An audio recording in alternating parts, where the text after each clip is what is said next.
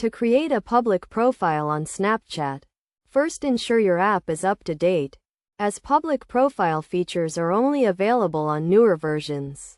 If your app is outdated, you won't have access to this feature.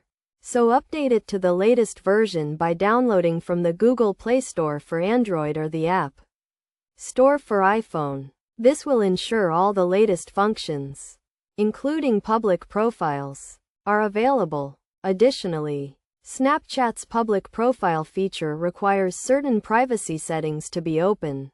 Incorrect settings may prevent you from creating a public profile.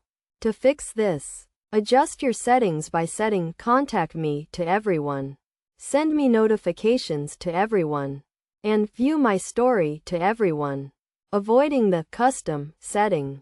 Also, set See My Location to ghost mode until turned off. And make sure See Me in Quick Add is turned on. By updating your app and adjusting these settings, you should be able to create a public profile on Snapchat.